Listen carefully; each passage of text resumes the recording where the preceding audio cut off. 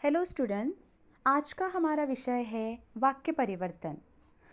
वाक्य में परिवर्तन यानी बदलाव लाने की प्रक्रिया को वाक्य परिवर्तन कहते हैं। एक प्रकार के वाक्य को दूसरे प्रकार के वाक्य में परिवर्तन करने की प्रक्रिया को वाक्य परिवर्तन कहते हैं। यहाँ पर आपको एक वाक्य दिया जाता है और कोष्ठक में वाक्य का एक प्रकार दिया जाता है।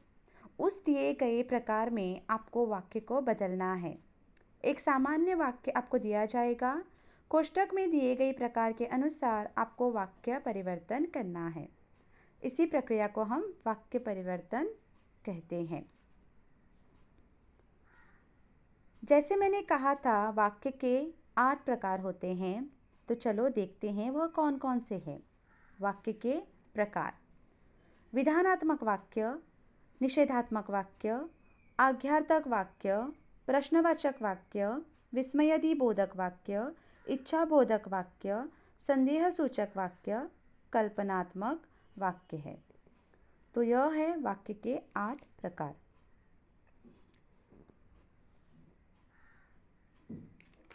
पहला है विधानात्मक वाक्य।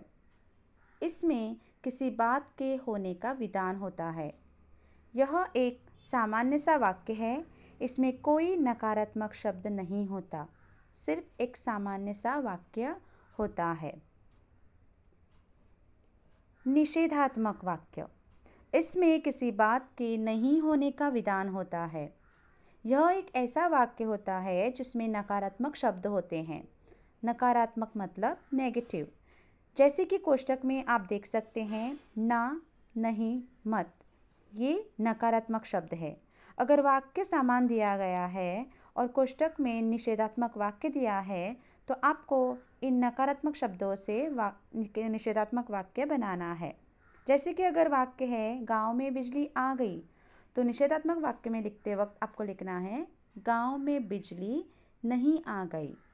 तो इस तरह से आपको नकारात्मक शब्दों का प्रयोग करना है। आज्ञार्थक वाक्य: इसमें आज्ञा करने का भाव प्रकट होता है, यानी यहाँ पर आज्ञा की जाती है, कुछ करने के लिए ऑर्डर दिया जाता है। जैसे कि अगर वाक्य है, रमेश गाना गा रहा है, तो उसे आज्ञार्थक वाक्य में लिखना है, रमेश गाना गाओ। गाओ, करो, पढ़ो, कुछ इस तरह के शब्दों का आपको प्रयोग करना है जब आप आज्ञार्थक वाक्य लिखोगे।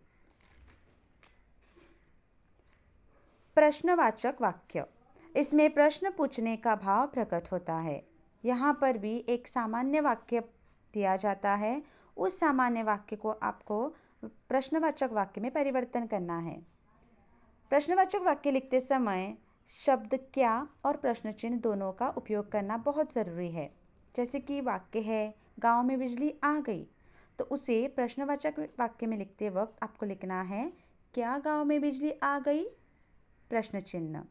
तो क्या और प्रश्न चिन्ह यह दोनों ही बहुत ज़रूरी है। विस्मयादिबोधक वाक्य: इसमें विस्मय या आश्चर्य का भाव प्रकट होता है। मतलब जब हम आश्चर्यचकित हो जाते हैं, तब हम विस्मयादिबोधक शब्दों का प्रयोग करते हैं। जैसे कि अरे रे, अरे, वाह। अगर वाक्य है, वह मर गया, तो अब हमें यहाँ पर अपना दुख प्रकट करना है, तो हम विस्मयादिबोधक शब्द का प्रयोग करेंगे। जैसे कि अरे रे, वह मर गया। इच्छाबोधक वाक्य: इसमें इच्छा प्रकट होती है। यहाँ पर हम अपनी इच्छा प्रकट करते हैं। जैसे कि अगर वाक्य है, निशा पढ़ाई कर रही है, तो इच्छाबोधक वाक्य में हम लिखेंगे, निशा पढ़ाई करें, करे, गाए, जाएं, कुछ इस तरह के शब्दों का प्रयोग हम इच्छाबोधक वाक्य में करते हैं। यहाँ पर आप अपनी इच्छा प्रकट करते हो। संदेह सूचक वाक्य: इसमें संदेह या संभावना की जानकारी होती है। यहाँ पर आप संदेह यानी डाउट प्रकट करते हो। जब हमें किसी बात का संदेह होता है, तो हम शायद इस शब्द का प्रयोग करते हैं। जैसे कि अगर वाक्य है, पिताजी घर आ गए, तो इच्छाबोधक वाक्य में आप लिखोगे, शायद पिताजी घर आ गए, क्योंकि आपको यहाँ पर संदेह है। तो इसीलिए आप शायद शब्द का प्रयोग करते हो। कल्पनात्मक वाक्य, इसमें कल्पना का बोध होता है। यहाँ पर आप कल्पना करते हो, मतलब इमेजिन करते हो।